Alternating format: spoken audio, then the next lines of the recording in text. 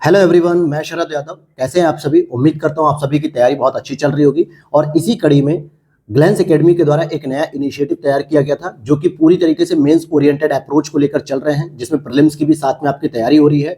तो इसमें हम लोगों ने इंडियन इकोनॉमी और वर्ल्ड ज्योग्राफी के दो सब्जेक्ट को शुरू किया था, जिसमें ऑलरेडी वर्ल्ड ज्योग्राफी के हम लोगों ने 6 से 7 लेक्चर को कवर कर लिया है और इंडियन ज्योग्राफी में भी हमारे 2 से 3 लेक्चर कंप्लीट हो चुके हैं।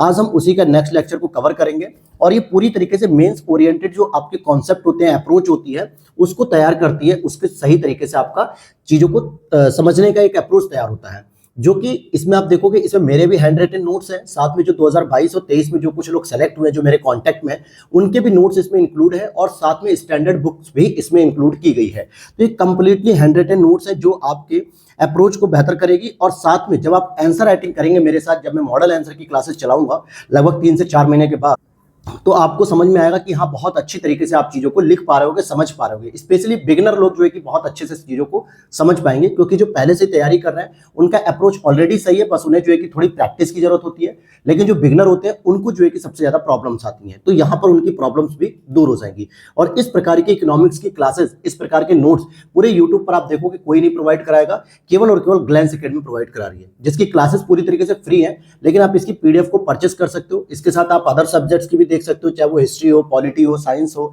या फिर ज्योग्राफी हो, internal security, disaster management, Indian society, UP का पेपर 5, 6 भी जल्दी तैयार कर रहा हूं मैं। तो ये पूरी एक कंप्लीट स्ट्रेटजी होगी जो आपके 2024, 2025, 26 जो भी आपको पेपर देना है, जिस साल भी, आपके लिए बेस्ट रहेगा। तो चलिए शुरू करते हैं आज के लेक्चर को। यहाँ पर लास्ट क्लास में हम लोगों ने आरबीआई पढ़ रहे थे और आरबीआई के द्वारा कैसे मॉनेटरी पॉलिसी के अंतर्गत जो लिक्विडिटी है, अर्थात की जो मनी है, उस सप्लाई को कंट्रोल करना, जिससे इन्फ्लेशन को जो है कि कंट्रोल किया जाए। इन्फ्लेशन इन द सेंस कि जो महंगाई होती है उसे कंट्रोल करने का काम करती है। लेकिन नेक्स्ट उसमें हमारा जो आज का टॉपिक शुरू होगा वो रहेगा मौद्रिक नीति में संस्थागत सुधार। जो मॉनेटरी पॉलिसी है उसमें किस तरीके से संस्थागत रूप से सुधार किए जा सके, और जिसके लिए एक मॉनेटरी पॉलिसी कमेटी भी बनाई गई थी, जो ये तय करेगी कि हर 2 महीने 3 महीने पे जो भी महंगाई बढ़ रही है वो कितनी बढ़ गई और किन किन कारणों से बढ़ी, उन कारणों पर फोकस करके उन महंगाई को कम करने का प्रयास किया जाएगा। जैसे आरबीआई लगातार ये बात रखता है कि भाई मुझे जो महंगाई रखनी है 4+-2 रखूंगा। 4+-2 का मतलब हो गया, यानी 4 में से अगर आप 2 माइनस कर रहे हो तो 2 हो जाएगा, और 4 में अगर +2 ऐड कर रहे हो तो 6 हो जाएगा। इट मीन्स कि 2 से लेकर 6% के बीच में ही महंगाई होनी चाहिए जीडीपी के संदर्भ में। लेकिन अभी पिछले आप 1 साल में देखोगे या पिछले कुछ महीनों में आप देखोगे कि ये महंगाई लगभग 8 से 9% तक चली गई है। क्यों चली गई भाई? महंगाई कब होती है? जब, कहने का मतलब है कि जब बहुत सारे लोग क्या करते हैं, डिमांड क्रिएट करते हैं, यानी लोगों के पास पैसा आ जाता है और वो मार्केट में जाके बहुत सारी चीजों को खरीदने का प्रयास करते हैं कि भाई मुझे ये भी दे दो, आईफोन दे दो, मुझे प्याज दे दो, टमाटर दे दो, या मुझे गैजेट्स दे दो घर में लगाने के लिए, बहुत सारी चीजें। लेकिन वो कब करता है मार्केट में? आपके पास भी कब होगा? जब आप मार्केट में जाते हो, जब आपके पास पैसे होते हैं। लेकिन मार्केट में जो कंपनियां सप्लाई कर रही हैं वस्तुओं की, वो एक कांस्टेंट है, या तो कांस्टेंट है या वो कम है, सापेक्ष, क्योंकि जितनी पब्लिक है उतना वो सामान नहीं है। ऐसे में खरीदार जो है कि कई सारे हो गए लेकिन सामान केवल एक है, और ऐसे में क्या होता है, उसकी प्राइस बढ़ जाती है। तो इसीलिए यहां पर ये महंगाई बढ़ती चली जा रही है। तो महंगाई बढ़ रही क्योंकि कुछ लोगों के पास पैसे पहुंच रहे हैं। कैसे पहुंच रहे हैं? सरकारी प्रयासों के द्वारा, सरकारी योजनाओं के द्वारा, उनकी मेहनत के द्वारा, उनके द्वारा जो रोजगार किया जा रहा है लोगों के द्वारा, उनके पास जो पैसे आ रहे हैं। तो सरकार ने के साथ आरबीआई ये कोशिश कर रही है कि इस महंगाई को रोकने का एक ये भी तरीका है कि लोगों के पास जो पैसे हैं वो बचत में कन्वर्ट हो जाए, बैंकों में जमा हो जाए, या फिर लोगों के पास पैसे कम रहें। तो ये पूरा कॉन्सेप्ट मैंने पहले दूसरे लेक्चर में समझाया होगा, तीसरे में भी समझाया होगा, और आज हम इस लेक्चर में शुरू करेंगे रिफॉर्म्स के बारे में। तो रिफॉर्म्स में अगर हम देखें कि इन्फ्लेशन और ग्रोथ के बीच एक सामंजस्य बढ़ाना सबसे बड़ी इंपॉर्टेंट एक चुनौती हो जाती है आरबीआई की, क्योंकि ग्रोथ पे फोकस करने का मतलब हो गया जीडीपी पे फोकस करना, और जीडीपी का काम कौन करता है? गवर्नमेंट करती है कि किस तरीके से हम जीडीपी को इंक्रीज करें। और इन्फ्लेशन यानी महंगाई को रोकने का काम किसका होता है? आरबीआई का होता है। अब एक तरफ आप महंगाई भी रोकना चाह रहे हो, दूसरी तरफ आप ग्रोथ बढ़ाना चाह रहे हो। ग्रोथ कब बढ़ती है? जब लोगों के पास पर कैपिटा इनकम की इंक्रीमेंट होता है, और पर कैपिटा इनकम का मतलब हो गया लोगों के पास पैसा अधिक से अधिक होता है। और वो तब होगा जब कई सारी यूनिट्स लगेंगी, कई सारी कंपनियां नई नई लगेंगी, वहां पे प्रोडक्शन होगा, वहां पे एम्प्लॉय जो है कि लगेंगे, तो नए नए लोगों को रोजगार भी मिलेगा, और जिसकी वजह से लोगों के पास पैसा आएगा। और वही बात है कि जब पैसा आएगा तो वो लोग महंगाई भी तो बढ़ाएंगे। तो आरबीआई भी कोशिश करती है कि पैसा अगर जाए भी तो लिमिटेड रहे, जिससे महंगाई ना बढ़े, और जो गरीब और वंचित लोग हैं वो आसानी से उन चीजों को भी खरीद सकते। तो यहां पर आपके दिमाग में आएगा कि क्या सर आप ये कहना चाह रहे हो कि आरबीआई जो है कि लोगों को कम पैसा देना चाहती है? और अगर ऐसी बात है तब तो हमारा इंडस्ट्री जो है कि फोकस नहीं हो पाएगा, इंडस्ट्री जो है कि ठप हो जाएगी, हमारे देश की जीडीपी डाउन हो जाएगी, तो फिर ऐसा देश में क्या फायदा?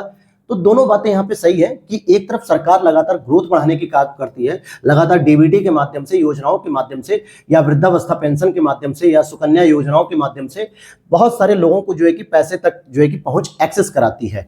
तो ऐसी ही एक प्रॉब्लम्स आती है जिसके लिए मॉनेटरी पॉलिसी में सुधार करने की बात होती है कि इन्फ्लेशन और ग्रोथ के बीच में कोरिलेशन यानी कि कोऑर्डिनेशन अच्छा तैयार किया जा सके। तो जब इस पे बात हुई कि भाई किस तरीके से इस पे फॉर्म किया जाए, तो गवर्नमेंट और आरबीआई ने दोनों ने मिलकर एक रिपोर्ट तैयार करने की बात की कि हम एक अलग से कमेटी बनाएंगे जो इसकी समीक्षा करेगी, रिव्यू करेगी किस तरीके से हम महंगाई को कंट्रोल भी करें और जीडीपी भी हमारी इंक्रीज होती रहे। यानी गवर्नमेंट भी इसमें इंक्लूड होगी और इसमें आरबीआई भी इंक्लूड होंगे इस कमेटी में। और यहाँ पे मॉनेटरी पॉलिसी कमेटी यानी मौद्रिक नीति समिति की स्थापना की जाएगी और इसकी स्थापना आरबीआई के तहत हो रही है, यानी आरबीआई में संशोधन हो रहा है। इट मींस कि आरबीआई एक्ट 1934 का प्रयोग किया जाएगा। ठीक है, इसमें संशोधन वगैरह करके एक मॉनेटरी पॉलिसी कमेटी को स्टैब्लिश किया जाएगा। और अगर मैं कहूं जो वाणिज्यिक बैंक है, कमर्शियल बैंक है, जो प्रॉफिटेबल बैंक होते हैं, चाहे वो एसबीआई हो गया, पीएनबी हो गया, पंजाब नेशनल बैंक हो गया, बैंक ऑफ बड़ौदा हो गया, एक्सिस बैंक, आईसीआईसी, एचडीएफसी, जितने भी अलग अलग आप बैंक देखते हो वो सारे के सारे आरबीआई के जो सेकंड लिस्ट है उसमें अधिसूचित होते हैं। और उनके लिए अगर कोई प्रोविजंस तैयार करने होते हैं कमर्शियल बैंक्स के लिए, तो उनके लिए क्या होता है, आप देखोगे द बैंकिंग एक्ट जो है कि 1949 उसके तहत जो है कि उनमें संशोधन होता है। लेकिन यहाँ पे जो मॉनेटरी पॉलिसी कमेटी है ये उन बैंकों में नहीं बल्कि आरबीआई के अंतर्गत एस्टैब्लिश हो रही है, इसलिए हम आरबीआई के एक्ट में प्रोविजन करेंगे 1934 में। अब यहाँ पे ये बात हुई कि ठीक है भाई, मॉनेटरी पॉलिसी कमेटी जो एस्टैब्लिश की जाएगी, लेकिन इसमें कौन सदस्य होगा, किस तरीके से इस पे निर्णय लिया जाएगा, किस तरीके से इस पे विचार विमर्श होगा। तो बात आएगी ठीक है, इसमें टोटल हम 6 सदस्य रखेंगे, लेकिन आरबीआई इन्फ्लेशन को कंट्रोल करेगी, गवर्नमेंट ग्रोथ को बढ़ाएगी। दोनों चीजों में सामंजस्य रखने के लिए दोनों के सदस्य होंगे, तो 3 आरबीआई से लिए जाएंगे और 3 सदस्य आपके सरकार के द्वारा अपॉइंट किए जाएंगे। वो जो 3 सदस्य होंगे तीनों प्रसिद्ध अर्थशास्त्री होंगे, क्योंकि इकोनॉमिक्स की बात हो रही है, आरबीआई की बात हो रही है, डेवलपमेंट की बात हो रही है, ग्रोथ की बात हो रही है। इट मीन्स कि यहाँ पे इकोनॉमिक्स लिए जाएंगे जिनका कार्यकाल कितना होगा, 4 साल का कार्यकाल होगा और इनको गवर्नमेंट अपॉइंट करेगी। लेकिन जो 3 आरबीआई में रहेंगे तो ये पहले से ही आरबीआई के सदस्य हैं, किसी न किसी पोस्ट को दिखाते हैं, किसी न किसी पोस्ट पर ये अपॉइंट है। जैसे एक गवर्नर हो गए, जैसे वर्तमान में शक्तिकांत दास जी हो गए, एक डिप्टी गवर्नर हो गया और एक केंद्रीय बोर्ड से लिया जाएगा। तो ये 3 जो मेंबर्स हैं वो पहले से इनमें है और निर्णय जो होगा वो बहुमत के आधार पे होगा। अब जैसे डिपेंड करिए कि सरकार और आरबीआई में अगर कभी कोई विवाद हो जाए, कोई कॉन्फ्लिक्ट हो जाए, तो क्या स्थिति हो सकती है कि 3 तो आरबीआई की तरफ से वोट करेंगे आरबीआई के पैटर्न पे और 3 गवर्नमेंट की तरफ से वोट करेंगे गवर्नमेंट के पैटर्न पे। इट मींस कि दोनों में क्या हो गया, 50-50% हो गया और ऐसे में ये निर्णय नहीं हो पाएगा क्योंकि बहुमत चाहिए। तो कहीं ना कहीं या तो सरकार का सदस्य कोई भी एक सदस्य आरबीआई के प्रोविजन से सहमत हो जाए या फिर आरबीआई का कोई एक सदस्य गवर्नमेंट के प्रोविजन से सहमत हो जाए, तो जाके हम बहुमत के आधार पर निर्णय ले सकते हैं। लेकिन फिर भी अगर ऐसी कंडीशन आती है कि तीनों आरबीआई वाले एक तरफ हो जाए, तीनों गवर्नमेंट वाले एक तरफ हो जाए, तो ऐसे तो कई बार देखने को मिलेगा भाई। जहां पे भी ऐसा समस्या होगी तो ये मुद्दा फिर समाधान कैसे होगा, और हमने तो समाधान करने के लिए बनाया ना एमपीसी को। पता चले हम एमपीसी में ही कॉन्फ्लिक्ट हो रहा है, तो इसके लिए बराबर मतों की स्थिति में गवर्नर को एक एक्स्ट्रा, जिसे हम लोग कहते हैं कास्टिंग वोट, अर्थात कि निर्णायक मत देने का अधिकार दिया गया है। कि मान लीजिए 3 आरबीआई के मेंबर 50% प्रोविजन पे सहमत है, 3 गवर्नमेंट के जो अर्थशास्त्री हैं वो जो है कि उधर 50% सहमत है, तो ऐसे में एक निर्णायक मत दिया जाएगा आरबीआई गवर्नर के द्वारा और जो भी रिपोर्ट होगी ये जनता के समक्ष सार्वजनिक भी किया जाएगा। और इसीलिए आप आरबीआई वेबसाइट पर जब आप जाते हो तो वहां पे मॉनेटरी पॉलिसी की जो रिपोर्ट्स आती हैं, जिसमें रेपो रेट क्या रखी गई, रिवर्स रेपो रेट क्या है, और साथ में सीआरआर कितना है, एसएलआर कितना है, बैंक रेट क्या है, एमएसएफ रेट क्या होती है, ओएमओ रेट क्या होती है, ये सारी चीजें आपके पब्लिक डोमेन में रख दी जाती है, जिससे हर एक बच्चा एस्पिरेंट हो, चाहे वो कोई भी न्यूज एंकर हो या कोई भी पब्लिक हो, वो इजीली उसे एक्सेस करके उस रिपोर्ट्स को पब्लिक भी कर देती है और इसीलिए आप सारी चीजों को न्यूज में पढ़ पाते हो। तो उसे रिपोर्ट्स को सार्वजनिक भी किया जाता है। तो यहां पर समझ में आ गया। अब बात आती है कि एमपीसी ऐसा क्यों कर रही थी, मॉनेटरी पॉलिसी कमेटी ऐसा क्यों कर रही थी, उसे क्या इसकी जरूरत थी। तो यहाँ पे एमपीसी का उद्देश्य अगर हम देखें तो सबसे पहले इंपॉर्टेंट क्या है कि आरबीआई के अंतर्गत स्टैब्लिश हुई है और आरबीआई का सबसे प्रमुख काम होता है इन्फ्लेशन को कंट्रोल करना, ये सबसे प्रमुख काम होता है। तो भाई इन्फ्लेशन यानी कि महंगाई का लक्ष्य प्राप्त करना कि 4 ± 2% रहे, अर्थात कि 2 से लेके 6% के बीच में ही पूरी महंगाई को कंट्रोल किया जा सके, जो पिछले 1 साल या कुछ महीनों में आपको 8 से 9, 10% तक देखने को मिल रही है, यानी इतनी महंगाई हो रही है। समीक्षा में पारदर्शिता भी लाई जाएगी और अकाउंटेबिलिटी अर्थात जवाबदेहता भी रहेगी, चाहे वो सरकार के व्यक्ति हो या फिर वो आरबीआई के व्यक्ति हो, दोनों की अकाउंटेबिलिटी भी रहेगी और ट्रांसपेरेंसी भी रहेगी। मौद्रिक नीति एवं राजकोषीय नीति में सामंजस्य, मैंने क्या बताया कि जो राजकोषीय नीति है जिसको हम फिस्कल पॉलिसी कहते हैं, अक्सर आपने पढ़ा होगा बजट जब प्रस्तुत होता है तो उसमें राजकोषीय घाटे को भी मेंटेन किया जाता है, राजकोषीय घाटा भी शो किया जाता है कि पिछले वर्ष हमारा राजकोषीय घाटा इतना था, हम इसे घटाकर इतना करने का प्रयास कर रहे हैं और ये गवर्नमेंट करेगी, अर्थात ये जीडीपी से संबंधित है, अर्थात ये ग्रोथ रेट से संबंधित है। वहीं मौद्रिक नीति क्या होती है, आरबीआई पब्लिश करता है, आरबीआई के जो गवर्नर होते हैं शक्तिकांत दास जो वर्तमान में है, ये पब्लिश करेंगे, इनके अथॉरिटी साइन होंगे इस पे। तो उसके बाद मॉनेटरी पॉलिसी ये कोशिश करेगी कि भाई मुझे तो 4+- 2% के आसपास महंगाई रखनी है, तो ऐसे में किसी भी तरीके से आप इन्फ्लेशन को भी कंट्रोल करोगे और किसी भी तरीके से राजकोषीय नीति के माध्यम से हम ग्रोथ रेट को भी बढ़ाने का प्रयास करेंगे। तो सिंपल है, इन्फ्लेशन और ग्रोथ में संतुलन बनाए रखने के लिए ये एमपीसी का उद्देश्य है। वरना सरकार क्या करेगी, राजनीतिक उद्देश्यों को पूरा करने के लिए, अपने काम को दिखाने के लिए कि हमने बहुत बेहतर काम किया, हमें अगले साल फिर चुनाव में जीत दिलाइए, तो ऐसी स्थिति में क्या होगा, वो ग्रोथ रेट तो बढ़ा देगी, लेकिन ग्रोथ रेट बढ़ाने के चक्कर में बहुत सारी महंगाई भी बढ़ जाएगी। और इससे महंगाई की देखिए सबसे ज्यादा समस्या किसके पास आती है, सबसे ज्यादा समस्या जो आती है वो लोअर लोगों के पास आती है, यानी जो वंचित वर्ग होते हैं, जिनके पास कुछ भी रुपए नहीं है या फिर वो मिडिल फैमिली में आती है। अमीरों को समस्या नहीं होती है, अमीर के पास इतना पैसा है ना कि अगर आप प्याज को 200 रुपए किलो भी कर दोगे, टमाटर को 300 रुपए भी किलो कर दोगे, तब भी उनके घर में उतना ही टमाटर यूज होगा जितना वो पहले यूज कर रहे थे। समझना मेरी बात को। तो हमेशा आरबीआई कोशिश करती है कि ग्रोथ रेट तो बढ़ रही है, ग्रोथ रेट बढ़ने से अमीरों को ज्यादा फायदा हो रहा है, अगर गरीबों को फायदा नहीं हो रहा है तो महंगाई की मार उनके ऊपर आ जाएगी और महंगाई कंट्रोल करनी पड़ती है। तो इन्फ्लेशन और ग्रोथ रेट के बीच में ये कोऑर्डिनेशन तैयार किया जाता है। अब यहाँ पे लेकिन एक समस्या ये भी आती है कि मॉनेटरी पॉलिसी लगातार काम तो कर रही है, लेकिन कुछ ऐसी बंदिशें हैं, कुछ ऐसे प्रोविजंस हैं जिनकी वजह से मॉनेटरी पॉलिसी अपना काम नहीं कर पाती है। जैसे वस्तु विनिमय प्रणाली की उपलब्धता। अब गांव में आप देखो, अगर गौर से अगर आप गांव में देखोगे तो गांव में क्या होता है, कई बार ऐसा होता है कि हमारे घरों में जो अनाज रखा होता है, चाहे वो गेहूं हो, चावल हो, सरसों हो, उसके बदले में हम कोई ऐसी वस्तु खरीद लेते हैं जो हमारे काम की होती है। अब जैसे आपके गांव में कोई सब्जी वाला बेचने आया, तो सब्जी बेच रहा है लेकिन आपके पास पैसे नहीं है, तो आपने क्या किया, भैया 1 किलो गेहूं ले लो, और 1 किलो गेहूं का रेट लगभग जो है कि 25 रुपए के आसपास है, तो मुझे 25 रुपए की सब्जी दे दो। ये वस्तु विनिमय हो गया, जिसको हम लोग बार्टर व्यापार कहते हैं। क्या कहते हैं, बार्टर व्यापार, वस्तु विनिमय, द्विपक्षीय व्यापार के तौर पे। सब्जी वाले को भी लगा यार कि ठीक है, मैं सब्जी तो खाऊंगा नहीं अपने घर पे, मुझे भी पैसे कमा के फिर आटा ही तो खरीदना है, तो ठीक है, ये व्यक्ति अगर गेहूं दे रहा है तो मैं डायरेक्ट ले लेता हूँ। चावल भी आप देखोगे 40 रुपए किलो चल रहा है, तो आपने 40 रुपए का सामान ले लिया सब्जी वाले से और उसने भी 1 किलो चावल ले लिया आपसे। तो ये एक बार्टर व्यापार यानी वस्तु विनिमय प्रणाली होती है। अब मुझे बताओ, ऐसी स्थिति में उस गांव के इस व्यापार को एमपीसी जो मॉनेटरी पॉलिसी कमेटी है, आरबीआई, ये कहाँ नोट करेगी भाई, ये कहाँ नोट कर पाएगी, क्योंकि वो तो सारा का सारा मामला जो होती है वो करेंसी के रूप में नोट करते हैं ना, पैसों के रूप में नोट करते हैं।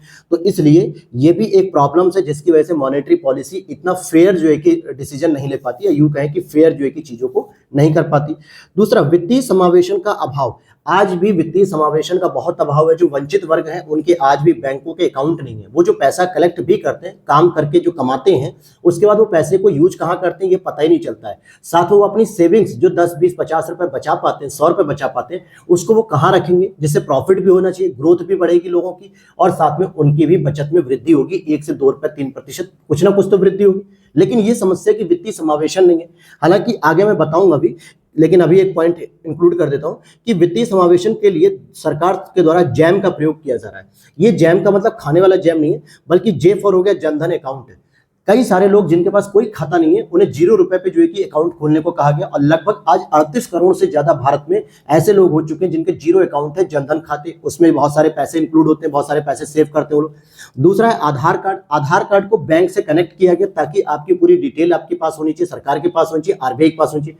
तीसरा एम मतलब मोबाइल, यानी मोबाइल नंबर को आपके आधार कार्ड और आपके अकाउंट नंबर से कनेक्ट कर दिया जाए ताकि आपके लिए जो भी योजना का लाभ दिया जाए, जो भी योजना के पैसे आए, वो आप घर बैठे ही चेक कर लो, क्योंकि मोबाइल पे मैसेज आ जाएगा। ये सारी चीजें हैं। तो वित्तीय समावेशन के लिए भी लगातार सरकारें प्रयास कर रही हैं, लेकिन आज भी बहुत सारे जो है कि अभी भी वित्तीय समावेशन का अभाव है। हालांकि इसके लिए एक सबसे बड़ा एक चैलेंजिंग काम किया गया गवर्नमेंट के द्वारा, आईपीपीबी यानी इंडियन पोस्ट पेमेंट बैंक। अब सरकार ने क्या सोचा कि जो दूर दराज के क्षेत्र हैं, जो रिमोट एरियाज हैं, जैसे कि आपके पहाड़ी क्षेत्र हो गए, घाटियों में जो क्षेत्र होते हैं, बहुत दूर दूर क्षेत्र होते हैं, जहां तक कोई इंफ्रास्ट्रक्चर नहीं है, कोई कनेक्टिविटी नहीं है, कोई जो है कि रोड, पानी, बिजली की व्यवस्था नहीं है, ऐसे लोगों तक जो है कि हम किस प्रकार से वित्तीय समावेशन को बढ़ा पाएंगे। और ऐसे भारत में लगभग 40% लोग ऐसे हैं जो भारत के बहुत ही मेन स्ट्रीम से अलग रहते हैं, जिनको कुछ पता ही नहीं है कि दुनिया में क्या चल रहा है, उन्हें कुछ पता ही नहीं, बस खाना खा रहे हैं, जी रहे हैं, बस एक पशुवत जीवन जी रहे हैं, क्योंकि उन्हें सरकार के द्वारा कोई सुविधा नहीं प्रदान की, कि पिछली गवर्नमेंट हो चाहे वर्तमान गवर्नमेंट हो। मैं यहाँ पे आरोप लगाने की बात नहीं कर रहा हूँ। तो सरकार ने एक योजना लगा दी कि यार ऐसा कर सकते हैं, क्योंकि जो अंग्रेजों के जमाने में, कहते हैं ना अंग्रेजों के जमाने के हम जेलर हैं, तो अंग्रेजों के जमाने में एक पद्धति शुरू की गई थी जिसको डाक व्यवस्था, तार व्यवस्था कहते थे। कमेंट सेक्शन में बताइएगा कि डाक व्यवस्था, तार व्यवस्था किस अंग्रेज गवर्नर जनरल ने शुरू की थी, कमेंट सेक्शन में बताइएगा।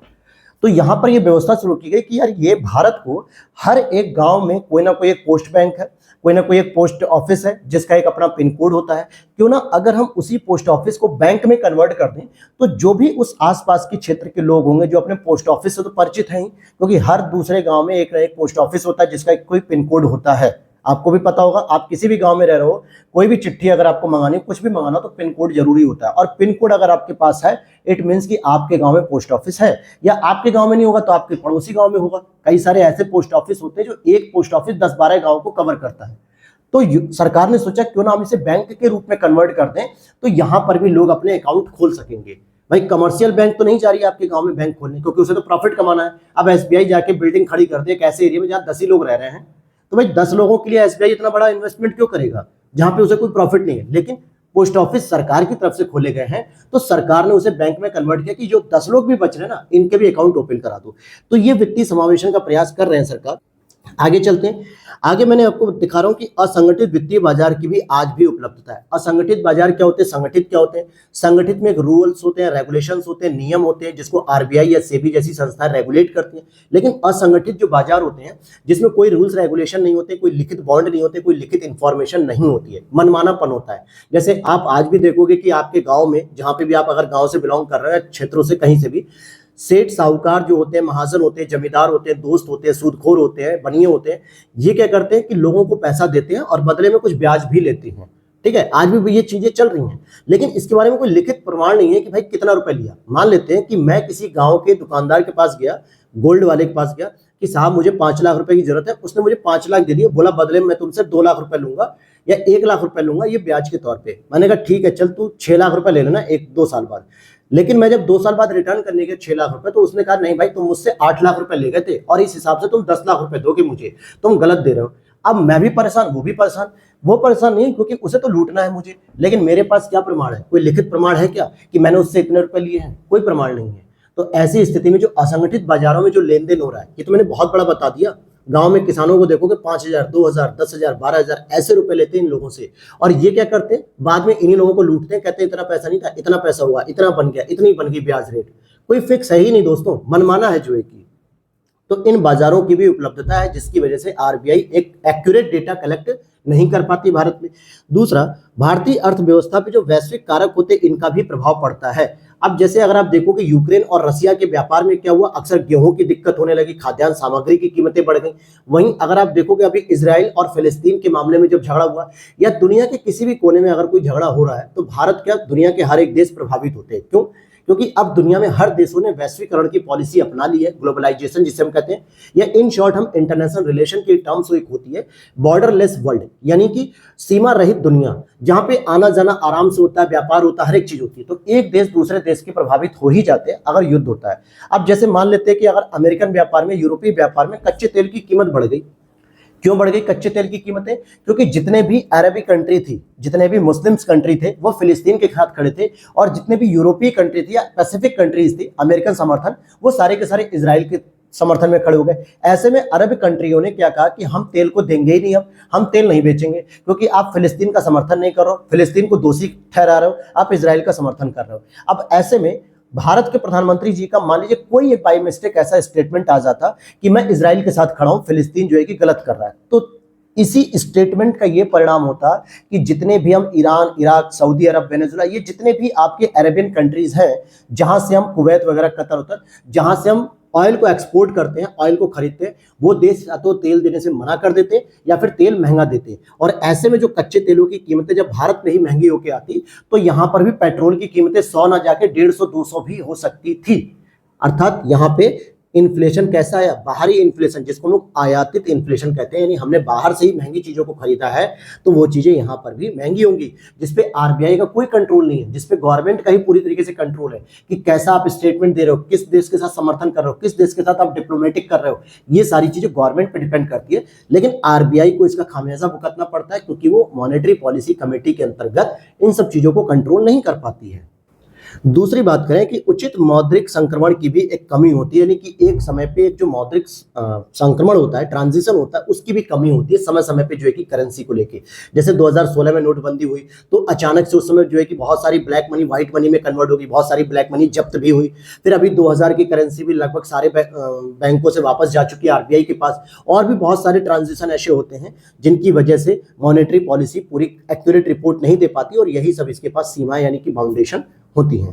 पीएलए की बात करें, पीएलआर की, अब यहां पर देखना, अब यहां पर मैं एक नए पॉइंट को डिस्कस करने जा रहा हूं, और वो ये जो नया पॉइंट है वो ये होगा कि जब भी आप बैंकों में लोन लेने जाते हो, बैंकों में लोन लेने जाते हो और बैंक क्या कहती है आपसे कि सर आपको पर्सनल लोन चाहिए, हाउसिंग लोन चाहिए, या फिर आपको जो है कि कार लोन चाहिए, किसी भी प्रकार का लोन चाहिए, तो यहां पर आप कहते हो सर मुझे पर्सनल लोन चाहिए या हाउसिंग लोन चाहिए या कार लोन चाहिए, कोई सा भी लोन चाहिए, लैंड लोन जो भी है, तो बैंक कहता है कि सर हमारे पास दो प्रकार की स्कीम्स हैं, एक होती है फ्लोटिंग रेट और एक होती है जो कि कांस्टेंट रेट। यानी एक ऐसी रेट है, ब्याज रेट है, जो आप समय के साथ परिवर्तित होती रहेगी, यानी जैसे जैसे आरबीआई पॉलिसी में चेंजेस करेगा वैसे वैसे आपकी जो रेट है वो बदलती जाएगी।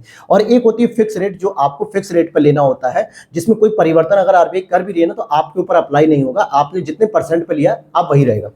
मुद्दा ये आता है कि बैंक कहती है सर आपको पर्सनल लोन 10.5% पे मिलेगा, यानी अगर आप 1 लाख रुपए ले रहे हो तो आप मुझे 1 साल में रिटर्न करोगे 10,000 रुपए इस पे, यानी 10,500 रुपए आप मुझे 1 लाख पे रिटर्न करोगे, कितने साल में, 1 साल में। तो आप कहते हो ठीक है सर, एक बात तो समझ में आ गई कि मैं 10.5% पे ले रहा हूँ, लेकिन मुझे ये बताओ कि 10.5% आप अपने मन से बोल रहे हो क्या? 10.5% आप वहां बार्गेनिंग तो नहीं करते हो ना कि अरे नहीं सर पड़ोसी वाला बैंक जो है कि 5% पे दे रहा है, अरे आपके साइड में जो एक दूसरा बैंक है उस गांव में वो तो आपको 8% दे रहा है, आप ऐसी बार्गेनिंग करते हो क्या? सब्जी की दुकानों पे करते हो कि नहीं करते हो? किसी खुले सामान पे करते हो ना कि भाई जरा एक किलो आटा दे देना, तो वो कहता है भैया 35 रुपए किलो आटा है, आप कहते रहे आपका पड़ोसी तो 32 रुपए किलो आटा दे रहा है, मैं वहीं से ले लूंगा। बैंक में ऐसा करते हो क्या? नहीं करते हो, क्योंकि बैंक बताया था भाई ये मेरे पास लिखित प्रोविजंस है कि 10.5% से नीचे मैं नहीं दे सकता। तो ये जो रेट होती है ना, जो तय की जाती है कि वर्तमान में 8.5% चल रहा है हाउसिंग लोन, 9% चल रहा है, 10.5%, 11% पर्सनल लोन की रेट चल रही, ये रेट कौन तय करता है? ये आरबीआई तय करता है। और इसके लिए 3-4 अलग अलग पैटर्न यूज किए गए, जैसे पीएलआर हो गया, बेस रेट हो गया, एमसीएलआर हो गया, ये सारे चीजों को ही कहा जाता है रेट को तय करने के नियम होते हैं।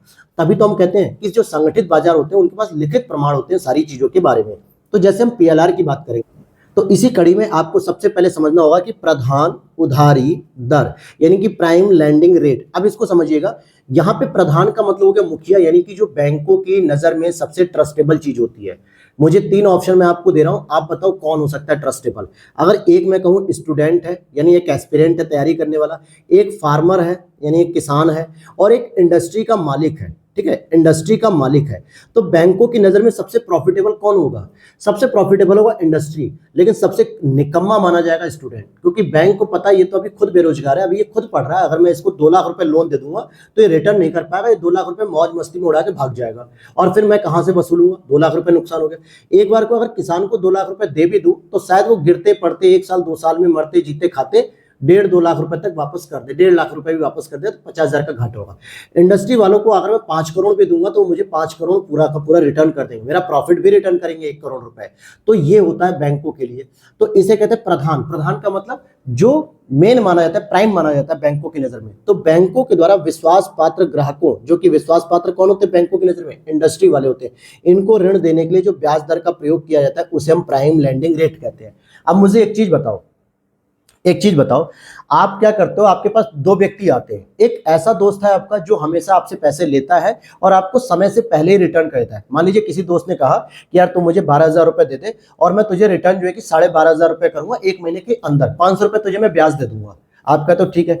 एक दोस्त ऐसा आता है जो कहता है यार मुझे 12,000 रुपए दे दे और मैं तुझे 1 महीने के अंदर रिटर्न कर दूंगा 12,500 रुपए, लेकिन वो 2 महीने बीत गए, 3 महीने बीत गए, फिर भी अभी तक आपको 6,000 रुपए ही मिले हैं और आपने जो है कि कोई प्रॉफिट नहीं कमाया। तो आप बताओ किस व्यक्ति को पैसे दोगे? तो आप कहोगे सर मैं कम पैसे ही कमा लूंगा, 12,500 रुपए एक महीने के अंदर कम से कम मुझे मिल तो रहा है, ठीक है। तो आपने किस दोस्त को सस्ता दिया? जो दोस्त आपका समय से रिटर्न कर रहा है, आप उसे कहते हो ठीक है मैं प्रॉफिट कम कमाऊंगा लेकिन कम से कम मेरा पूरा पैसा रिटर्न हो जाता है। दूसरा दोस्त जो 12,000 के बदले 14,000 देगा, लेकिन वो एक महीने नहीं 3-3 महीने लगा रहा है, पैसे दे ही नहीं रहा है, आप उसके पास 10 बार फोन कर रहे हो, आप उसके घर जा रहे हो, वो कह रहा है पैसे नहीं है, पैसे नहीं है, पैसे नहीं है। तो ऐसे व्यक्ति को आप पैसा देना चाहोगे क्या? या सामान्यतः आप ऐसे व्यक्ति को सस्ता लोन दोगे, सस्ता पैसा दोगे? आप कहोगे नहीं सर, ये मेरा एक तो पहले ही पैसा नहीं देता है, मैं इसे सस्ता तो नहीं दूंगा। सेम यही बैंक भी करती है। बैंक क्या करती है, जो अपने विश्वास पात्र जो ग्राहक होते हैं इंडस्ट्री, इनको जिस ब्याज पे लोन देती है उसी हम पीएलआर कहते हैं। और पारदर्शी न होने के कारण बेस रेट की फिर शुरुआत करनी पड़ी आरबीआई को।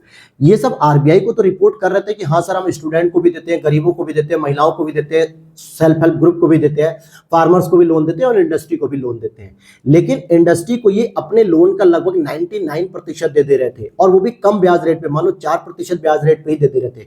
बचा हुआ जो 1% लोन की किस्त होती थी, उसी 1% में सेल्फ हेल्प ग्रुप को, महिलाओं को, फार्मर्स को, स्टूडेंट्स को, और कितने रेट पे? कम से कम 10% रेट पे दे रहे हैं कि भाई अगर नहीं भी आया कोई पैसा तो नुकसान भी ज्यादा नहीं होगा, और अगर आ गया तो कम से कम 10% कमा रहे हैं, यानी इसका लगभग 2.5 गुना प्रॉफिट कमा रहे हैं। और इंडस्ट्री वालों को कम रेट पे दे रहे हैं, और 99% मतलब 100 रुपए में 99 रुपीज उन्हीं को दे रहे हैं, क्योंकि उन्हें भरोसा है कि ये व्यक्ति मेरा पैसा रिटर्न कर देगा। लेकिन ऐसी स्थिति आरबीआई ने नोटिस की, और आरबीआई ने कहा ये तो भाई भ्रष्टाचार है, या यूं कहें कि ये ट्रांसपेरेंट नहीं है। ऐसे में आप समाज के वंचित वर्ग को, कमजोर वर्ग को आप लोन दे ही नहीं रहे हो। और इसको समाप्त करके फिर बेस रेट को शुरू किया गया। बेस रेट, जैसा कि एक शब्द से ही पता चल रहा है कि एक ऐसी रेट होगी जिससे नीचे किसी भी बैंक के द्वारा किसी भी व्यक्ति को लोन नहीं दिया जाएगा। अब यहाँ पे वो 4% नहीं होगा, अर्थात मैं एक नियम के तौर पे बता दूं, मान लेते हैं कि आरबीआई ने कह दिया कि आप किसी भी व्यक्ति को 8% से नीचे की लोन नहीं दोगे। अब बताओ मुझे, अब उसके पास एक इंडस्ट्री का मालिक आया और इंडस्ट्री ने कहा भाई 5 करोड़ रुपए दे दो पहले की तरह, और क्या रेट क्या रहेगी भाई 4%? तो वो कहेगा नहीं साहब, अब तो आरबीआई ने हमारे लिए पीएलआर खत्म कर दिया, अब तो बेस रेट का नियम आ गया है। और बेस रेट में ये नियम है कि जो भी बैंक इस बेस रेट से अगर नीचे, ध्यान देना, अगर नीचे जो है बेस रेट से कम पे जाके अगर कोई लोन दे रहा है तो उस बैंक का लाइसेंस भी रद्द हो सकता है, और मुझे अपनी दुकान डलिया बंद नहीं करनी, मुझे अपना व्यापार नहीं बंद करना है। मैं सर आपको 8% से नीचे नहीं दे पाऊंगा, वो 4% भूल जाओ, क्योंकि आरबीआई ने नियम बना दिया है। तो कहेगा ठीक है चल 8% पे दे दे यार, दे तो रहा है तो बहुत महंगा अब तो कर दिया, लेकिन 8% पे दे दे। वहीं अगर कोई किसान आया, फार्मर आया, तो फार्मर से भी कहेगा सर 8% से नीचे नहीं दूंगा। तो किसान कहता है अबे तू तो पहले ही मुझे 10% दे रहा था, 8% क्या देगा? तो कहता है ठीक है अब आपको मैं 11% दूंगा। समझ में आई बात कि बेस रेट से नीचे नहीं जाओगे। अब ये आरबीआई ने नियम बनाया, तो बेस रेट में भी फिर आगे चल के बैंकों ने कमी पैदा कर दी, लूप होल्स निकाल लिए। कैसे समझते हैं? बैंकों द्वारा उधार के लिए न्यूनतम ब्याज दर तय की गई बेस रेट कहलाती है, यानी उससे नीचे आप किसी को भी लोन नहीं दोगे। मैंने अभी बताया आपको 8% वाला नियम मान लीजिए, और इससे कम दर पर ग्राहकों को ऋण आप नहीं दे सकते हो, यानी 8% से नीचे अगर आप लोन दोगे तो आरबीआई आपके लाइसेंस को रद्द कर देगा, जैसे पेटीएम को रद्द कर दिया। तो इसकी शुरुआत कब की गई आरबीआई के द्वारा? 1 अप्रैल 2010 को की गई।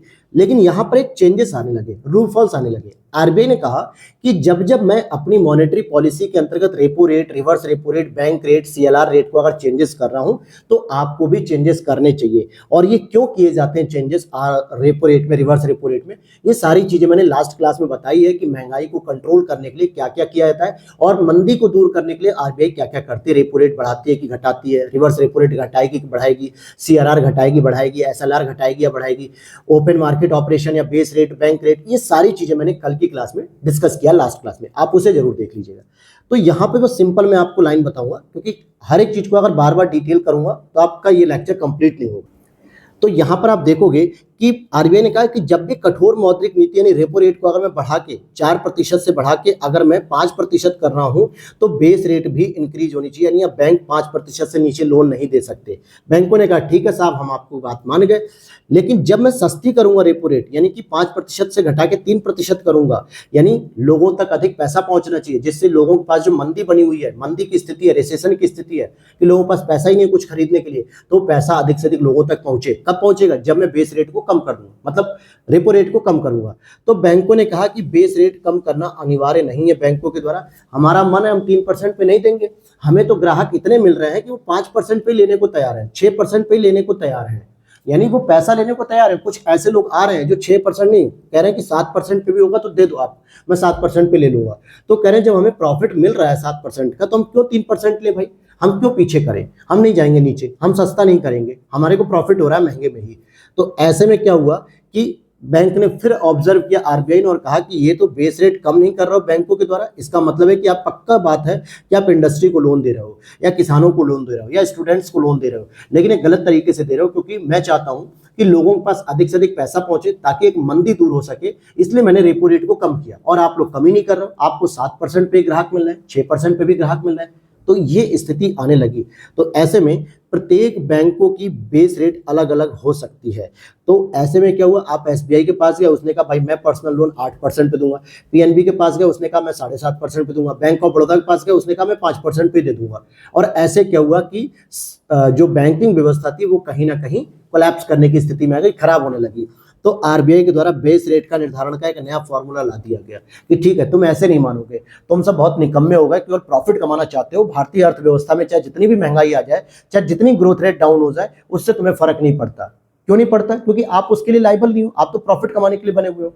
तो उसके लिए लाइबल कौन है? आरबीआई। तो भाई आरबीआई को ही तो नीति बनानी पड़ेगी। तो आरबीआई ने क्या किया कि ठीक है मैं नीति बनाता हूं एक नई। तो नीति बनाते समय उसने एमसीएलआर पैटर्न को इंक्लूड किया, इंट्रोड्यूस किया। अब यहाँ पे एमसीएलआर पैटर्न भी आपने सुना होगा। एमसीएलआर का मतलब होता है कि marginal cost of fund based landing rate, यानी कि बैंक को बेस रेट के निर्धारण करते समय सीमांत लागत को भी आधार बनाना पड़ेगा। और ये मासिक आधार पे तय होगी, मासिक आधार पे हर महीने की जो बेस रेट होगी वो चेंज होगी, लेकिन इसमें एमसीएलआर यानी कि मार्जिनल कॉस्ट आपकी कितनी आ रही है, सीमांत निर्धारण आपको करना पड़ेगा। जिसके अंतर्गत इसने स्पष्ट कह दिया आरबीआई ने कि अगर मैं रेपो रेट आपकी कम कर रहा हूं तो अब बेस रेट को भी अनिवार्यता कम करना पड़ेगा, जो कि पहले नहीं कर रहे थे तुम बेस रेट में, अब जो है कि तुम्हें कम करना पड़ेगा, क्योंकि अब मैंने नया पैटर्न लागू कर दिया है एमसीएलआर फॉर्मूले को।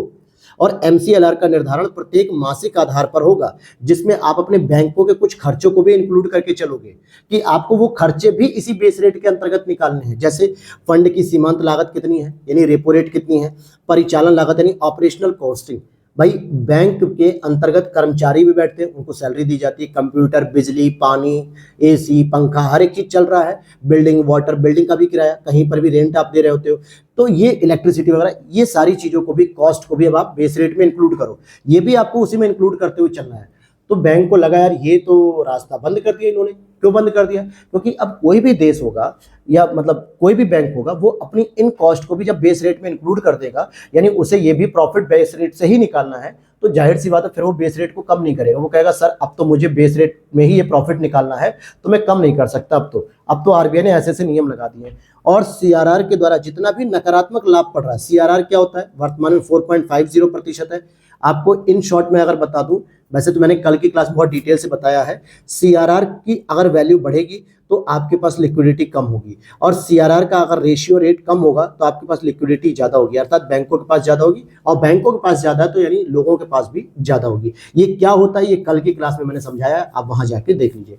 और दीर्घकालिक ऋणों से जो प्राप्त ब्याज हो रहा है उसे भी, इन सभी चीजों को आपको एमसीएलआर के अंतर्गत इंक्लूड करना है, और एमसीएलआर का एक परसेंटेज बेस रेट में इंक्लूड करना है, और जिसके बाद जो बेस रेट तैयार होगी उससे नीचे आप नहीं दोगे। अब सारे बैंकों का सर चकरा गया, यार सीआरआर के कारण पहले ही हमारे पास जो है कि पैसे कम हो जाते थे, अब इसको भी हमें बेस रेट में इंक्लूड करना होगा, ऑपरेशनल कॉस्ट को भी बेस रेट में इंक्लूड करना होगा, और जो रेपो रेट आरबीआई ने तय किया वो तो करना ही करना पड़ेगा। ऐसे में सभी बैंकों ने एक साथ सहमति दिखाई कि ठीक है सर, अब जो है कि हम इस चीजों को भी हम बेस रेट में इंक्लूड करेंगे, और अपना जितना भी निम्नतम जो प्रॉफिट हो सकता है हम उसे लेंगे। तो अब इससे नीचे अब हम किसी भी बैंक को नहीं देंगे। और फिर फाइनली बन जाती है आपकी, मान लेते हैं कि लगभग 10.75% जो है कि आपकी पर्सनल लोन बनती है, 8.72% आपकी हाउसिंग लोन बनती है, 9.50 आपकी कार लोन बनता है। तो इससे नीचे आप किसी को भी नहीं दोगे, इससे नीचे आप किसी को भी नहीं दोगे। और इसी परसेंटेज में आपकी रेपो रेट इंक्लूड है, ऑपरेशनल कॉस्ट इंक्लूड है, सीआरआर का नेगेटिव इंपैक्ट भी इंक्लूड है, दीर्घकालिक जो आपकी ऋणों से प्राप्त ब्याज है वो भी इसमें इंक्लूड है, ऑपरेशनल कॉस्ट भी इंक्लूड है, यानी सारे प्रॉफिट आपके इसी में है। तो भाई जब सारे प्रॉफिट आपको यहीं से कमाने हैं तो आप ज्यादा घाटा उठा के थोड़े दोगे, बैंक प्रॉफिट कमाने बैठा है ना, याराना थोड़े करने बैठा है। तो इसलिए ये सारी चीजें नियम बन जाती हैं। समझ में आ गई बातें? अब यहाँ पर एक वर्ड आ रहा है, बहुत देर से मैं एक वर्ड यूज कर रहा हूँ, कमर्शियल बैंक। कमर्शियल बैंक यानी वाणिज्यिक बैंक, जैसे एसबीआई का नाम ले रहा हूँ मैं, पीएनबी का नाम ले रहा हूँ, बैंक ऑफ बड़ौदा का ले रहा हूँ, एक्सिस बैंक का ले रहा हूँ, एचडीएफसी का ले रहा हूँ, आईसीआईसी का ले रहा हूँ, बहुत सारी ऐसी बैंकें हैं। तो इनके बारे में भी जरा आपको बैंकिंग के बारे में भी पता होना चाहिए, क्योंकि हमने आरबीआई तो पढ़ लिया। अब आरबीआई के अंतर्गत जो बैंक आते हैं, यानी कि आरबीआई जिसे रेगुलेट करता है, जो बैंक आपके आसपास होती है, जहां आप पैसा जमा करते हो, जहां से आप निकालते हैं, इन बैंकों के बारे में भी पता होना चाहिए। तो मुख्य रूप से बैंक क्या काम करते हैं? बैंक डिमांड करते हैं, लोन देते हैं और साख सृजन भी करते हैं। 3 काम करते हैं। क्या करते हैं, फिर से समझ लीजिए आप कि बैंक आपके द्वारा जितना भी पैसा दिया जाता है, जमा किया जाता है, उसको डिमांड करने पे आपको मिल भी जाता है। जैसे मान लीजिए आपने 5 लाख रुपए जमा कर दिए और आपको सामने इमरजेंसी पड़ गई 30,000 रुपए की, 80,000 रुपए की, 2 लाख रुपए की, 2.5 लाख रुपए की। आप गए बैंक से डिमांड की कि सर मेरा पैसा वापस करिए, मुझे कुछ इमरजेंसी है, या एटीएम के माध्यम से या बैंक में डायरेक्ट जाके। बैंक भी कहेगा ठीक है भाई आप ले जाओ, ये तो मेरा काम ही है कि आपका पैसा जमा करता हूँ और जरूरत पड़ने पर आपको देता भी हूँ। लेकिन जरूरत पड़ने के साथ साथ बैंक एक और काम करता है, ऋण देने का काम करता है, ऋण देने का काम करता है। तो भाई लोन भी देता है। और तीसरा है वो साख सृजन भी करता है। बैंक कोई चैरिटी थोड़े करने बैठी है कि आपका पैसा लिया, जमा कर लिया, बचाए रखा, जरूरत पड़ने पे आपको रिटर्न भी कर दिया और लोगों को जरूरत पड़ी तो लोन भी दे दिया। बैंक अपना प्रॉफिट भी तो कमाता है, जिसको हम लोग इंग्लिश में कह देते हैं क्रेडिट। क्रेडिट मतलब साख और क्रिएशन, क्रिएशन मतलब यानी क्रिएट करना, ठीक है, क्रेडिट क्रिएशन, अर्थात वो अपना प्रॉफिट भी कमाता है। कैसे प्रॉफिट कमाएगा समझिएगा। जैसे 1,000 रुपए आपने जमा किया, ठीक है, आपने जमा किया, उस 1,000 रुपए को बैंक अपनी जेब में नहीं रखता है। उस 1,000 रुपए से वो क्या करता है, करीब करीब 1,500 से 2,000 रुपए तैयार करता है। कैसे? इस 1,000 रुपए में एक व्यक्ति को उसने 600 रुपए उधार दे दिया, यानी कि लोन दे दिया, 600 रुपए दे दिया। एक व्यक्ति को उसने 100 रुपए दे दिया, ठीक है, एक व्यक्ति को उसने क्या किया, 300 रुपए दे दिए लोन। अब जो है कि आपका 1,000 रुपए पूरा उठा दिया उसने। हालांकि ये 300 रुपए नहीं देगा, ये नियम नहीं है, क्योंकि उसे कुछ पैसा अपने पास भी रखना पड़ता है, ये भी मैं आगे बता दूंगा। चलिए, उसने जो है कि आपके 200 रुपए दे दिए और 100 रुपए उसने क्या किया, रिजर्व रख लिया। 100 रुपए अपने पास रिजर्व रख लिया। ये कितने रुपए जो है कि टोटल हो गए, 6 2 8 और 1 9। ये जो 600 रुपए दिए थे, उसने कहा कि जब आप मुझे रिटर्न लेके आओगे ना, तो रिटर्न आपको 650 रुपए देने हैं बैंक को। ठीक है सर, मैं 650 रुपए दे दूंगा, यानी इसमें 50 रुपए का प्रॉफिट कमाया बैंक ने। इससे कहा कि जब आप रिटर्न लेके आओगे तो 120 रुपए लेकर आना, क्योंकि आपको 20 रुपए की ब्याज भी तो आपको रिटर्न करना है। तो इसमें भी बैंक ने क्या किया, 20 रुपए प्रॉफिट कमा लिए। 200 रुपए वाले से कहा कि ठीक है, जब तुम लेके आना तो लगभग 240 रुपए लेकर आना। तो उसने कहा कि ठीक है सर, मैं लेके आ जाऊंगा 240 रुपए आपके। तो यहां से 40 रुपए प्रॉफिट कमाया। और टोटल आप केवल बैंक का प्रॉफिट देख लो, 50 40 90 और 20 110। 110 रुपए ये केवल और केवल बैंक के हो गए प्रॉफिट। और जबकि ये जो पैसा रिटर्न आ गया, 600 रुपए यहाँ से, 100 यहाँ से, 200 यहाँ से, तो 6 7 2 9, 900 रुपए इसके पास वापस आ गए कि नहीं आ गए। और 100 रुपए इसने आपका पहले से रिजर्व रखा, यानी आपका 1,000 रुपए तो इसने रिजर्व रखा ही है, साथ में उसने 110 रुपए प्रॉफिट कमा लिए। अब 1,000 रुपए आप जब लेने जाते हो तो आप कहते हो सर मुझे भी तो कुछ प्रॉफिट दीजिए, क्योंकि आपने मेरे पैसे से तो प्रॉफिट कमाया है।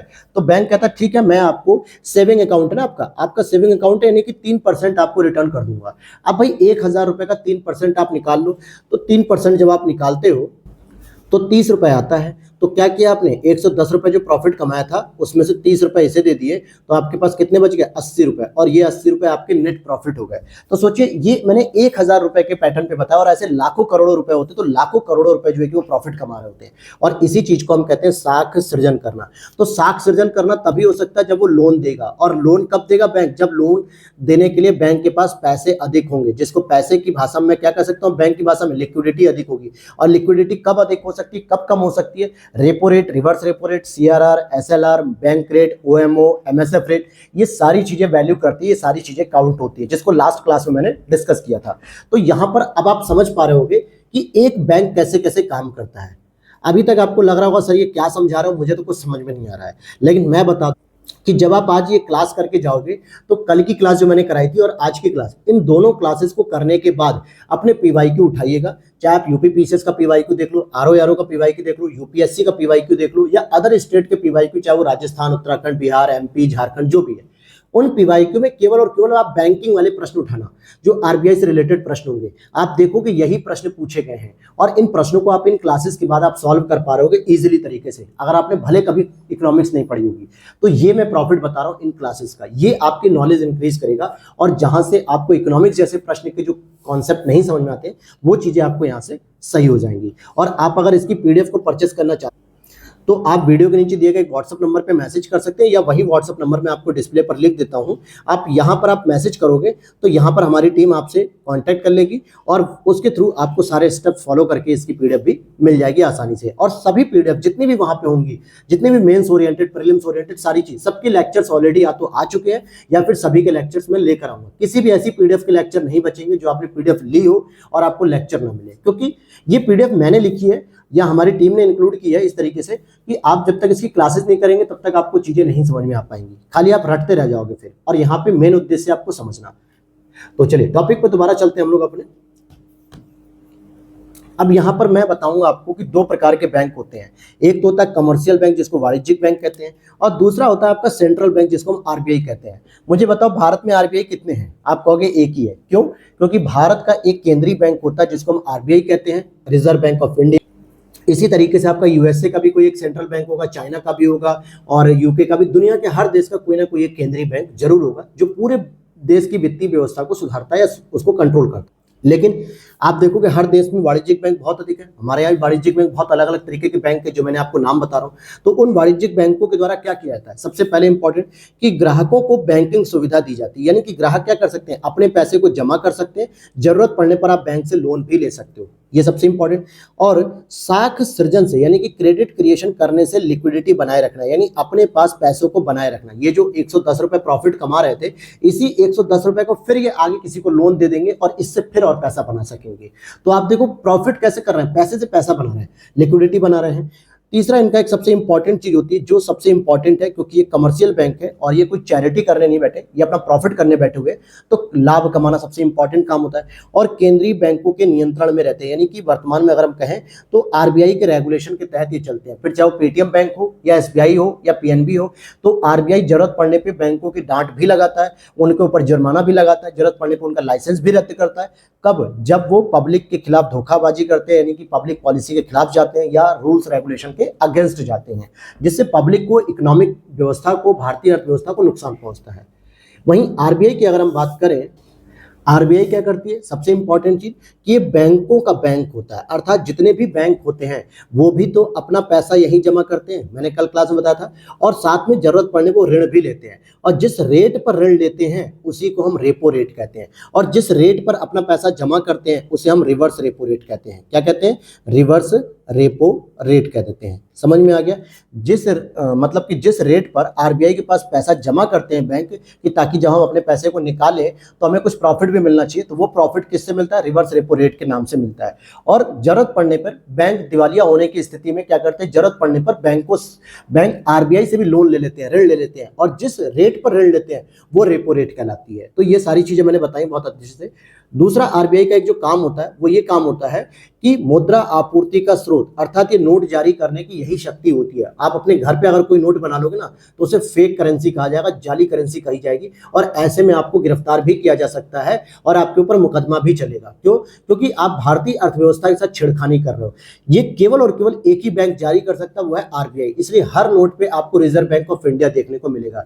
कई सारे ऐसे भी करेंसीज आप देखोगे जो गाँव में चूरन के साथ, समोसे के साथ, सोया के साथ, अलग अलग टॉफीज के साथ निकलते हैं, उस पर लिखा होता है मनोरंजन बैंक, कभी नहीं लिखा होता रिजर्व बैंक ऑफ इंडिया। अगर लिखा भी है तो उसकी करेंसी बहुत पतली होती है, एकदम हल्की सी, जो एकदम भीग जाएगी, खराब हो जाएगी। जबकि हमारे इंडियन करेंसी को देख लो, जो बनाए जाते हैं ऐसे पेपर से बनाए जाते हैं कि आप वॉशिंग मशीन में भी अगर कपड़े को धो दो ना, और उसमें अगर आपके 100, 200, 500 के नोट हैं, जब आप कपड़े को फैलाओगे तो नोट फटेगा नहीं। भले जो है कि वो कहते हैं कि छोटी सी एक लुगदी बन जाएगा, लेकिन वो फटेगा नहीं। बाद में आप उसे सुखा के प्रेस करके चला सकते हो नोट को। लेकिन आप लोकल नोट को देख लो, जो मनोरंजन बैंक के नोट होते हैं, जो खाली खेलने के पर्पस होते हैं, वो फट के चूरा हो जाएंगे, चूरा, पता भी नहीं चलेगा कहाँ गए। तो ये एक हमारा देखोगे कि जो करेंसी जारी करने की शक्ति इसी के पास है। दूसरा, ये साख नियंत्रण करती है, ध्यान देना, ये करते हैं साख सृजन, लेकिन ये कंट्रोल करती है, यानी कि बैंकों को रेगुलेट करती है। इसी को हम कहते हैं नियंत्रण करना। और इन्फ्लेशन और ग्रोथ में सामंजस्य बनाए रखना, जो कि अभी मैंने मॉनेटरी पॉलिसी के अंतर्गत आपको डिस्कस किया। अब यहाँ पे कुछ और भी बैंक्स होते हैं जिनको हम टाइप्स ऑफ बैंकिंग के रूप में जानते हैं। एक तो कमर्शियल बैंक हो गया, ठीक है। एक आप देखोगे टाइप्स ऑफ बैंकिंग, कितने प्रकार की आप बैंकिंग का प्रयोग कर सकते हो, मतलब बैंकिंग मतलब है जहां पे आप बैंकिंग सुविधाओं का लाभ ले सकते हो। तो एक आता है आपका कोर बैंकिंग। कोर बैंकिंग का मतलब क्या होता है? जहां पे बैंकों की सभी शाखाओं को जोड़ा जाता है, कंप्यूटर बेस्ड होती है, बैंकिंग सुविधा होती है, any time anywhere for customer. कहने का मतलब है जैसे मान लीजिए आप लखनऊ के रहने वाले हैं और आपने अपने लखनऊ में एक अकाउंट खोला था पंजाब नेशनल बैंक में। आपकी सडनली या 1 साल 2 साल तक आपका अकाउंट चलता रहा और आपकी जॉब लग जाती है लुधियाना में। कहाँ लगती है? लुधियाना। यानी आपका स्टेट बदल गया, आपका शहर बदल गया। आप यूपी में रहते थे, अब चले गए पंजाब में। और वहां जब आपकी गवर्नमेंट जॉब लगी तो वहां पे जो सैलरी आनी थी वो आपके एक अकाउंट में आनी थी। तो वहां के जो विभाग ने कहा कि भाई अपना बैंक अकाउंट दे दो। उन्होंने कहा ठीक है हम खुलवा लेते हैं। आप गए पीएनबी बैंक में, उस आपने कहा कि सर मेरे पास एक बैंक अकाउंट है जो लखनऊ में ऑपरेट होता है, लखनऊ में चलता है। तो लुधियाना में बैंक मैनेजर ने क्या कहा, कोई नहीं आप उसका अकाउंट नंबर दो। उस अकाउंट नंबर को लुधियाना में बैठे बैठे उसने लुधियाना में ट्रांसफर कर लिया। कैसे कर लिया लुधियाना में ट्रांसफर? ये कोर सिस्टम होता है। यानी आप शाखा तो वही है ना, बैंक तो वही है, मतलब पीएनबी है। अब आप एसबीआई में जाके कहो मेरा पीएनबी का खाता है लखनऊ में, तो वो थोड़े मंगाएगा, वो कहेगा भाई फिर पीएनबी में जाओ। इसका मतलब है आप अपने ही बैंक के किसी भी ब्रांच में भारत के किसी भी कोने में जाके अपने उस बैंक अकाउंट को ऑपरेट कर सकते हो, उसकी सुविधाएं ले सकते हो, उसका सारा पैसा अपने अकाउंट में ट्रांसफर कर सकते हो नए अकाउंट में। लेकिन उसके लिए सेम बैंक होनी चाहिए, मतलब बैंक का नेम सेम होना चाहिए। तो इसी को हम कहते हैं कोर बैंकिंग। एक तो ये हो गया। अक्सर ऐसा मजदूरों के लिए फायदेमंद होता है। जो मजदूर होते हैं डीबीटी के माध्यम से या जो है कि आपका जनधन अकाउंट ओपन करते हैं कहीं पे भी, बिहार और यूपी के जो मजदूर होते हैं उन्होंने अपना खाता खुलवा रखा है अपने घर में, अपने होम डिस्ट्रिक्ट में, और वो कमाने चले जाते हैं मुंबई, गुजरात, तमिलनाडु, चेन्नई, केरल, कर्नाटक, बेंगलुरु, ऐसे जगह कमाने जाते हैं। तो वहां पे भी उन्हें एक बैंक अकाउंट की जरूरत पड़ती है, तो अपना वही बैंक जो है कि मंगा लेते हैं, अपना घर वाला ही बैंक जो है कि वहां पे शुरू कर लेते हैं अपने उसी क्षेत्र में। कैसे? कोर बैंकिंग से हो जाता है। दूसरा एक कॉन्सेप्ट आया था दोस्तों, लीड बैंकिंग। हालांकि ये एनपीए से रिलेटेड है, नॉन परफॉर्मिंग एसेट, एनपीए। अक्सर आप करंट अफेयर्स में पढ़ते हो कि बैंकिंग सिस्टम में पढ़ते हो कि एनपीए, ये एक बहुत ही खतरनाक चीज है। खतरनाक मतलब क्या है? सिंपल भाषा में कहूं, आप गए बैंक के पास, आपने बैंक से लिया सर मुझे पढ़ाई करनी है, इंजीनियरिंग करनी है, मुझे 5 लाख रुपए दे दो। बैंक ने कहा ठीक है भाई तू इंजीनियरिंग कर लेना, इंजीनियर बनने के बाद मुझे 5 की जगह 5.5 लाख रुपए रिटर्न कर देना। आपने कहा ठीक है मैं कर दूंगा, एक बार मुझे दे तो दो। आप 5 लाख रुपए लिए और आप यूके, यूएसए, दुबई, गोवा वगैरह सब घुमाए, सब जगह घुमाए और आपके पास 5 लाख रुपए खत्म हो गए, आपने 1 रुपया भी पहुंचाया नहीं। बैंक इंतजार कर रहा है यार, 1 महीने की किस्त नहीं आई, 2 महीने की किस्त नहीं आई, 3 महीने बीत गए, अर्थात 90 दिन बीत गए, और 90 दिन के बाद भी आपने एक फूटी कौड़ी नहीं दी बैंक को। बैंक ने कहा इस 5 लाख रुपए को उठाओ, इसे नोट करो एनपीए में, क्योंकि अब ये हमारे लिए खतरनाक हो रहा है। एसेट नहीं हो रही है, बल्कि ये हमारी अब एक एनपीए बन रही है, एक ऐसी एसेट जो हमें लग ही नहीं रहा है कि अभी ये रिटर्न भी आएगी। इसे डालो तुरंत जो है कि डाउट एसेट, लॉस एसेट, अलग अलग एसेट के पैटर्न होते हैं, मैं आपको बताऊंगा जब एनपीए टॉपिक डिस्कस करूंगा। तो ये होता है एनपीए, जहां पे बैंक अपने पैसे को रिस्क देखता है कि यार अब तो ये पैसा डूब गया, अब तो वो इंजीनियर भाग गया पैसा लेके, अब वो पैसा रिटर्न ही नहीं कर रहा है, पता नहीं कहाँ है, किस कोने में है। तो ये स्थिति होती है एनपीए। इसी एनपीए की समस्या से निपटने के लिए ही यहाँ पे तय किया गया था लीड बैंक को। अब लीड बैंक की बात करेंगे तो 1969 में एक गॉडगिल रिपोर्ट आई थी, उसने कहा था कि क्षेत्रीय लक्ष्य निर्धारित होने चाहिए इस लीड बैंक के पास। तो 1969 में एक नरीमन समिति ने रिपोर्ट जारी की थी जिला स्तर पे बैंकिंग के लिए, जिसको हमने लीड बैंकिंग के रूप में कहा। फिर फाइनली नरीमन समिति को मानते हुए 1969 में आरबीआई ने लीड बैंक योजना को प्रारंभ किया और प्रत्येक जिले में आरबीआई के द्वारा एक लीड बैंक को नॉमिनेट कर दिया गया। किस लिए नॉमिनेट किया? अब जैसे मान लो कोई लखनऊ का ही शहर ले लेते हैं, चलो लखनऊ शहर में आपका बैंक ऑफ बड़ौदा है जो बहुत प्रॉफिटेबल है, जो बहुत ही ट्रस्टेड है आरबीआई की नज़र में। तो आरबीआई ने क्या कह दिया, बैंक ऑफ बड़ौदा को मैसेज किया कि आप किसी भी अपनी एक ब्रांच को लखनऊ डिस्ट्रिक्ट का लीड बैंक घोषित कर दीजिए, जिससे मैं कांटेक्ट करूंगा। कांटेक्ट करने का मतलब क्या? लखनऊ में जितना भी आपका मनी से रिलेटेड जो भी बिजनेस हो रहा है, जो भी आपकी एनपीए हो रही है, जो भी आपके टारगेट्स हैं लोन के, वो सारे बैंकों से नहीं पूछेगा ना आरबीआई। आरबीआई क्या करेगा कि भाई मैं किसी एक लीडर से बात करूंगा, वो लीडर जिला स्तर पर लीड बैंक कहलाएगा।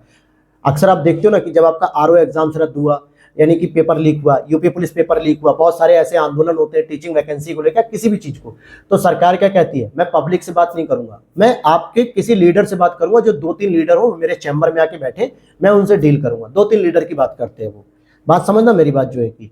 इसी तरीके से आरबीआई भी कहता है भाई पूरे देश में लाखों बैंक है, मैं सारे बैंकों से रोज अगर बात करने बैठ गया तो मेरी मॉनेटरी पॉलिसी ध्वस्त हो जाएगी और मैं कोई काम नहीं कर पाऊंगा। इसलिए मैं हर एक जिले में एक लीड बैंक घोषित कर रहा हूं। अगर भारत में 4000 जिले हैं तो मुझे केवल 4000 बैंकों से बात करनी पड़ेगी, 4 लाख बैंकों से बात नहीं करनी पड़ेगी। तो हर एक जिले में एक लीड बैंक बना दिया, जिसके पास सारी रिपोर्ट सबमिट करते हैं उस जिले के जितने भी बैंक होते हैं कि हमारा इतना एनपीए है, हमारा इतना लॉस चल रहा है, हमारी इतनी सीआरआर है, हमारा इतना एसएलआर है, हर एक चीज रिपोर्ट करते हैं। और वो लीड बैंक क्या करता है, आरबीआई को रिपोर्ट करता है कि भाई मेरे डिस्ट्रिक्ट में, मेरे जिले में जो ये 100-150 बैंक थे, उनकी ये रिपोर्ट आ चुकी है और ये ले लीजिए आप। तो उम्मीद करता हूँ चीज़ें आपको समझ में आ रही होंगी। और इसके बाद अब हम एक डेवलपमेंट बैंकिंग की बात भी करते हैं, यानी कि कुछ बैंकिंग ऐसी भी होती है जो विकास के आधार पे होती है, जैसे बहुउद्देशीय प्रक्रिया होती है, जिसमें बैंकिंग सुविधा तो देते ही देते हैं, निवेश को भी प्रोत्साहित करते हैं, जिससे ग्रोथ रेट भी बढ़ने लगती है। अब इस क्षेत्र विशेष को लक्ष्य बनाकर साख सुविधाएं देते हैं। जैसे मान लीजिए कि कृषि के क्षेत्र में हमें विकास करना है, तो कृषि के क्षेत्र में विकास करने के लिए कौन इंपॉर्टेंट है? नाबार्ड संस्था इंपॉर्टेंट है। तो नाबार्ड के द्वारा बैंकिंग सुविधाएं भी दी जाती है और निवेश को भी इंक्रीमेंट किया जाता है, निवेश को भी मोटिवेट किया जाता है। वहीं सिडबी को देख लो, औद्योगिक विकास को डेवलप करती है। एक्सिम बैंक को देख लो, आयात निर्यात को डेवलप करती है। एनएचबी को देख लो, आवासीय बैंकों को डेवलप करती है। और इसी तरीके से आप एमएसएमई सेक्टर में भी सुधार देखते हो, तो एमएसएमई के लिए भी जो रिफॉर्म्स होते हैं, जो लोन की व्यवस्था होती है, ऋण की व्यवस्था होती है, वित्त की व्यवस्था, वो भी इसी के द्वारा होती है।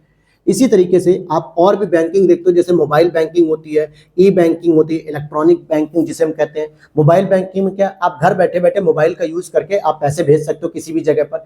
तो ये सारे बैंकिंग के टाइप्स होते हैं, जिससे सरकार के और आरबीआई के इन प्रयासों से लोगों की समस्याओं का समाधान भी हुआ, कम समय में जो है कि उनकी इफेक्टिवनेस, यानी कि जो काम करने का तरीका है वो बढ़ जाता है और लोगों को प्रॉफिट होता है। तो ये टाइप्स ऑफ बैंकिंग के बारे में था।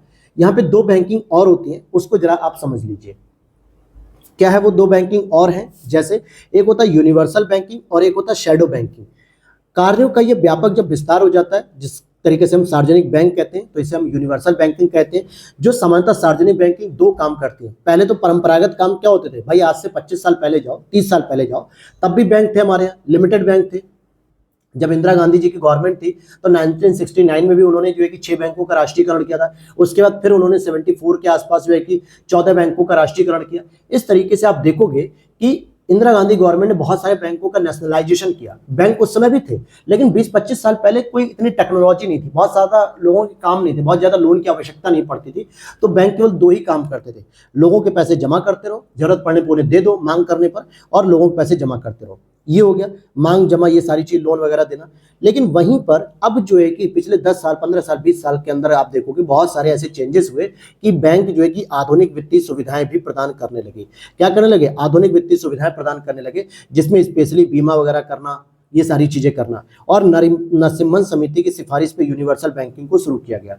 अब यहाँ पे शैडो बैंकिंग का मतलब क्या है? जो देखने में तो लगेगा कि बैंक की तरह काम कर रही है, लेकिन ये बैंक नहीं कहलाएगी, अर्थात ये नियमित बैंकों से अलग होगी, क्योंकि नियमित बैंकों को जो रेगुलेट करने का नियम होता है वो आरबीआई के पास होता है, लेकिन यहाँ पर नहीं होता। तो यहाँ पे मध्यवर्ती जो संस्था होती है उनकी भूमिका बढ़ जाती है और ग्राहकों को बैंकिंग सुविधाएं उपलब्ध कराने लगते हैं। खासकर विकासशील देशों में ज्यादा चलन में होता है, जैसे असंगठित वित्तीय क्षेत्र, जैसे सेठ, साहूकार, दोस्त, महाजन, जमींदार, ये सारे के सारे जो लोग होते हैं जो ग्राहकों को बैंकिंग सुविधा तो देते हैं। बैंकिंग सुविधा का मतलब कि जरूरत पड़ने पर पैसा ले लो और फिर उसके बाद जब आपके पास पैसा हो जाए तो आप कुछ ब्याज के साथ सूद समेत वापस आप कर दो, रिटर्न कर दो। ये बैंकिंग काम तो हो रहे हैं। तो बैंकिंग काम तो, लेकिन शैडो बैंकिंग के रूप में कर रहे हैं। और शैडो बैंकिंग से भी वित्तीय समावेशन को विस्तारित किया था। इसमें एक सबसे इंपॉर्टेंट जो शैडो बैंकिंग आती है वो होती है एनबीएफसी। आपने अक्सर नाम सुना होगा एनबीएफसी का, ठीक है, नॉन बैंकिंग, ठीक है, नॉन बैंकिंग इसको हम कहते हैं। तो ये भी मैं आपको डिस्कस करूंगा आगे चल के। यहां तक चीज समझ में आ गई।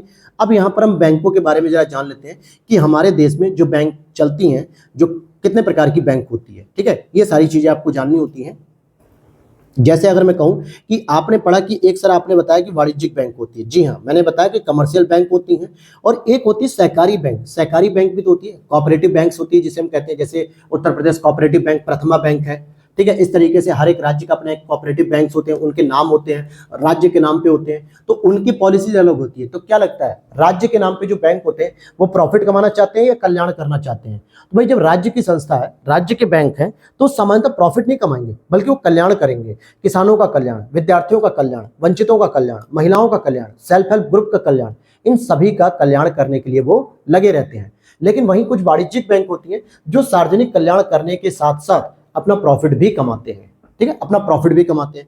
तो इन दोनों बैंकों के बारे में आपको पता होना चाहिए। तो देखिए, जो वाणिज्यिक बैंक होते हैं उसमें दो प्रकार के बैंक आते हैं। एक होता है लिस्टेड बैंक यानी अनुसूचित बैंक, और एक होता है गैर अनुसूचित बैंक। यहाँ पे अनुसूचित जाति जनजाति की बात नहीं हो रही है, ये लिस्टेड और अनलिस्टेड की बात होती है। ये लिस्टेड कहाँ पे होते हैं?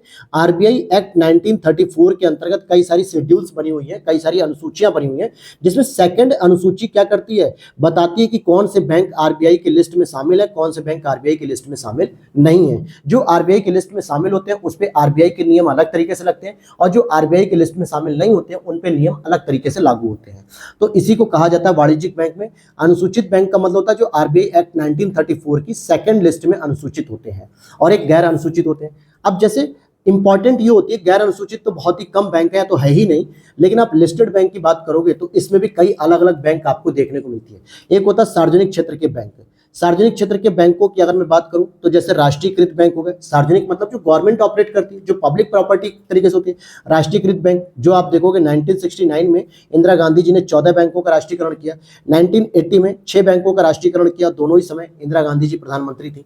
वहीं पे आप देखोगे सार्वजनिक बैंक के साथ साथ एक लिस्टेड और भी होती है जो प्राइवेट बैंक होती है, जैसे आईसीआईसी हो गई, एचडीएफसी हो गई, एक्सिस बैंक हो गई, एक्सिम बैंक हो गई, ये निजी क्षेत्र की बैंक होती है। इसी में एक फॉरेन बैंक भी होती है, एक्सिम बैंक जिसे हम कह सकते हैं, और वहीं पे डेवलपमेंट बैंक भी होती है जो विकास आधारित कार्यों पे फोकस करती है, विकास आधारित कार्यों में निवेश करते हैं, जरूरत पड़ने पर ऋण भी देते हैं बड़े बड़े कंपनियों को भी, जिसमें आप एनएचबी देख सकते हो, नेशनल हाउसिंग बैंक हो गया, एक्सिम बैंक को देख सकते हो, एक्सपोर्ट इंपोर्ट बैंक हो गया। औद्योगिक विकास को फोकस करने के लिए, इंडस्ट्रियल डेवलपमेंट को फोकस करने के लिए कई सारे बैंक हैं, जिसमें आईएफसीआई होता है, आईडीबीआई होता है, सीडीबी बैंक होता है। वहीं कृषि विकास को फोकस करने के लिए बैंक होता है नाबार्ड। तो ये सारे बैंक जो है कि डेवलपमेंट बैंक से संबंधित है। और वहीं सार्वजनिक बैंक में आप एसबीआई को भी देख सकते हो, अन्य बैंक भी देख सकते हो, जैसे रूरल जो बैंक होते हैं, ठीक है, तो इनको भी आप देख सकते हो, रीजनल रूरल बैंक, ये सारे के सारे बैंक होते हैं। वहीं अगर मैं आपको बताऊं सहकारी बैंक में, तो इसमें अनुसूचित बैंक भी होते हैं, गैर अनुसूचित बैंक भी होते हैं, और सहकारी बैंक भी होते हैं। तो इन सभी का नियमन कौन करता है? आरबीआई ही करता है, यानी आरबीआई करता है, और वाणिज्यिक बैंकों का भी रेगुलेशन आरबीआई करता है। अब यहाँ पे ये जो बैंकों का राष्ट्रीयकरण किया गया था, यहाँ पे जरा उद्देश्य और कारण की बात करें तो भाई इंदिरा गांधी जी ने तत्कालीन प्रधानमंत्री कार्यकाल के दौरान क्यों जो है कि लगभग 20 बैंकों का राष्ट्रीयकरण किया? क्योंकि सरकार की भूमिका में इससे वृद्धि होगी, पहली चीज वही सरकार भूमिका में वृद्धि होगी। दूसरा, कृषि क्षेत्र में साख सुविधाएं बढ़ानी थी, क्योंकि जिस समय की अगर मैं बात कर रहा हूँ 1969 और 80 के समय, उस समय भारत फिलहाल आज भी जो है कि कृषि प्रधान देश है, लेकिन उस समय तो भारत के पास केवल और केवल कृषि करने को था। इंडस्ट्री के नाम पे बहुत गिनी चुनी 2-4 इंडस्ट्री थी। आज भारत में बहुत अलग अलग जो है कि कल्चर हो चुका है जॉब के, लेकिन उस समय केवल बैंक थी, और मतलब कृषि था, और कृषि की सुविधाओं को बढ़ाने के लिए लोगों को पैसे चाहिए थे। किसानों के पास इतने पैसे नहीं थे, जमींदारी नहीं थी, बहुत सारी चीजें नहीं थी, और ऐसे में जो प्राइवेट बैंक थी वो पैसे नहीं देती थी। वो कहती थी मैं किसानों को पैसा नहीं दूंगी, क्योंकि मेरा पर्सनल बैंक है, मेरा मन है मैं अपना पैसा दूं ना दूं किसी को। क्योंकि किसान जो है कि पैसा लेके भाग जाते हैं, मर जाते हैं, अपना अनाज पैदा नहीं कर पाते, फिर किसान जो है कि कहते भाई हमारे पास पैसा नहीं है, हम कहाँ से लोन वापस करेंगे। तो ऐसी स्थिति में किसानों ने पैसा नहीं मिलता था, और ऐसे में भारत की कृषि अर्थव्यवस्था बहुत खराब हो रही थी। तो इंदिरा गांधी गवर्नमेंट ने तुरंत जो है कि 20 बैंकों का लगभग 2 अलग अलग कार्यकाल में राष्ट्रीयकरण किया, और जिससे कृषि में भी अब फाइनेंस की जो समस्या थी, लोन की जो समस्या थी, वो दूर होने लगी। क्योंकि सार्वजनिक बैंक का उद्देश्य था सार्वजनिक कल्याण करना, और सार्वजनिक कल्याण में सबसे इंपॉर्टेंट उस समय कृषि का कल्याण करना था, जिससे रुपए मिल सका लोगों को। वहीं ये समाजवादी विचारधारा को भी बढ़ावा देना था, क्योंकि गरीबी हटाओ का नारा हो गया, समाजवादी विचारधारा का जो नारा हो गया, चाहे वो नेहरू को देख लीजिए, चाहे वो इंदिरा गांधी जी को देख लीजिए, ये जो समाजवादी विचार था कार्ल मार्क्स के द्वारा जो चलाया गया था, रसिया का, चाइना का, इनसे ज्यादा प्रभावित थे। और जिसकी वजह से ये चाहते थे कि समाज में क्या हो, समाजवादी विचारधारा के माध्यम से हर व्यक्ति को, हर वर्ग को, हर वंचित वर्ग को आवश्यकता पड़ने पर, लोन की आवश्यकता पड़ने पर ऋण प्राप्त हो सके। और तीसरा, वित्तीय समावेशन को भी प्रोत्साहित किया जा सके, और इन्हीं सभी कारणों की वजह से राष्ट्रीयकरण किया गया। तो यहाँ पर ये चीजें आपने देख ली बैंकों के माध्यम से। अब यहाँ पर एक मैंने आपको सार्वजनिक बैंक के अंतर्गत आरआरबी वर्ड यूज किया गया, आरबीआई नहीं, आरआरबी। आरआरबी क्या? रेलवे रिक्रूटमेंट बोर्ड मत समझ लेना, पता चले आप सोचोगे सर आप यहाँ पे रेलवे बोर्ड की भर्ती पढ़ा रहे हो क्या? रेलवे रिक्रूटमेंट बोर्ड नहीं है, ये आपका रीजनल रूरल बैंक है। भाई ग्रामीण स्तर पे कोई बैंक क्यों शाखा खोलेगी? अब जैसे मैं कहूँ कि आईसीआईसी बैंक को देख लो, एचडीएफसी बैंक को देख लो, एक्सिस बैंक को देख लो, जितने भी अदर और भी प्राइवेट बैंक हैं, क्या वो छोटे छोटे गांव में उनकी कोई भी ब्रांच है? वो कहते नहीं सर है ही नहीं। क्यों नहीं है? क्योंकि उन्हें प्रॉफिट कमाना है भाई। वो प्रॉफिट ऐसी जगह कमाएंगे जहां पे लाखों की आबादी हो, हजारों लोग लगभग रहते हो, जिनमें से कई लोग क्या खाता खुलवाएंगे, पैसा जमा करेंगे तो उनको प्रॉफिट होगा। वो ऐसे गांव में क्यों खाता खोलेंगे जहां पे कुल मिला के 2000 लोग हैं, 2000 लोगों में जो है कि 700 परिवार हैं, 700 घर हैं, हर परिवार का एक खाता खुलेगा, 700 लोगों के लिए क्यों बैंक जो है कि अपना पैसा लगाएगी इतना? तो ऐसी स्थिति में अब प्राइवेट बैंकों के ऊपर आप फोर्स भी नहीं कर सकते हो कि नहीं आपको खोलना ही खोलना पड़ेगा बैंक। भाई ये तो कोई जरूरी नहीं है, वो अपना नुकसान उठा के थोड़े खोलेगा आपके लिए, कल्याण थोड़े करने बैठा है। कल्याण करने का काम आरबीआई और सरकार का है, प्राइवेट बैंक का तो प्रॉफिट कमाना है। तो ऐसे में सरकार और आरबीआई के द्वारा तय किया गया कि हम ग्रामीण स्तर पे कुछ क्षेत्रीय बैंकों को ओपन करेंगे, और जिसके लिए उन क्षेत्रीय बैंकों की फॉर्म बनेगी रीजनल रूरल बैंक, यानी क्षेत्रीय ग्रामीण बैंकों को स्टैब्लिश किया गया। और इसके लिए आरआरबी एक एक्ट बनाया गया 1976 के नाम से। आरबीआई एक्ट नहीं कह रहा हूं, आरआरबी एक्ट 1976, जो कि नरसिम्हन समिति की सिफारिश पर तैयार किया गया था। और ये क्षेत्रीय ग्रामीण जो बैंकों की संरचना, नियमन, समाप्ति संबंधी जो दिशा निर्देश होंगे, ये सारे के सारे प्रदान किए जाएंगे आरआरबी एक्ट के थ्रू। और इसका उद्देश्य होगा कि पहले तो गांवों तक वित्तीय समावेशन करो, अर्थात हर एक व्यक्ति का एक खाता ओपन करो, और अपना भी एक प्रॉफिट आप कमा सकते हो, साख सृजन क्षमता को भी उपलब्ध करा सकते हो, यानी लोगों को लोन भी दोगे और अपना भी प्रॉफिट कमा सकते हो। और इसी कड़ी में सबसे पहला जो भारत में रीजनल रूरल डेवलपमेंट बैंक, मतलब रीजनल रूरल जो बैंक खोले गए, क्षेत्रीय ग्रामीण बैंक, उसका नाम था प्रथमा बैंक। और आज भी आप उत्तर प्रदेश के कई जिलों में और बिहार के कई जिलों में, आप उत्तराखंड के कई जिलों में प्रथमा बैंक देखते हो। बहुत सारे लोग ऐसे होंगे जिनका अकाउंट भी प्रथमा बैंक में चल रहा होगा। तो आज अगर आपने प्रथमा बैंक के बारे में पहली बार ये डिटेल से समझा होगा तो आप समझ गए होंगे कि वो एक कैसा बैंक है, कमर्शियल बैंक नहीं है, बल्कि वो एक रीजनल रूरल बैंक है। आगे इसी प्रकार के इसका जो मुख्य उद्देश्य था वो क्या था कि क्षेत्र विशेष में जो वंचित वर्ग हैं इन्हें भी मुख्य धारा में शामिल किया जा सके, यानी जो ग्रामीण स्तर के लोग हैं। अब आरआरबी की संरचना की बात करें कि आरआरबी किसी भी, जैसे प्रथमा बैंक अगर ओपन कर रही है, प्रथमा बैंक किसी गांव में, क्षेत्र में, तो वो क्यों ओपन कर रही है और उसके साथ उसकी क्या क्या नियम प्रावधान लगेंगे, तो आप यहां पर देख पाओगे कि आरआरबी की जो संरचना होगी उसमें केंद्र सरकार का लगभग 50% योगदान होगा, राज्य सरकार का लगभग 15% जिस राज्य में उसको ओपन किया जाएगा, और जो एक स्पॉन्सर्ड बैंक होगी, जैसे प्रथमा बैंक स्पॉन्सर्ड बैंक है, वो कहती है सर मैं एक अपने नाम से एक बैंक खोलना चाह रही हूँ जो आपके आरआरबी एक्ट 1976 के अंतर्गत नियमों को पालन करूंगी। तो सरकार ने कहा कि ठीक है, तुम उत्तर प्रदेश में जाओ और उत्तर प्रदेश के कन्नौज जिले में जो है कि एक बैंक खोल सकते हो। ठीक है सर, तो इसमें आपको कुछ पैसे लगाने पड़ेंगे। केंद्र सरकार 50% लगाएगी, उत्तर प्रदेश सरकार 15% लगा देगी, बाकी जो स्पॉन्सर्ड बैंक है ये 35% लगाएंगे, तब जाके प्रथमा बैंक ओपन होगा। जिसका मुख्य कार्य क्या होगा स्पॉन्सर्ड बैंक का, जो स्पॉन्सर्ड बैंक होगी, आरआरबी के कर्मचारियों को ट्रेनिंग भी देंगे अपने ही खर्चे पे, वित्तीय और प्रबंधकीय सहायता भी देंगे, और निश्चित अंश में हिस्सेदारी प्रदान करेंगे, जो कि निश्चित अंश 35% है। लेकिन अभी आप देखोगे कि हाल ही में कुछ संशोधन भी किए गए हैं। क्या किया गया? हाल ही में कुछ संशोधन भी किए गए। तो इसमें जो चेंजेस किए गए हैं उसमें कहा गया कि जो आरआरबी एक्ट 1976 संसद के द्वारा जब इसमें संशोधन किया गया तो कहा गया कि भविष्य में तीनों की हिस्सेदारी चेंज करने के लिए, तीनों मतलब केंद्र सरकार, राज्य सरकार और स्पॉन्सर्ड बैंक, इनके हिस्सेदारी को चेंज करने के लिए इसमें पुनः संशोधन करने की आवश्यकता नहीं है।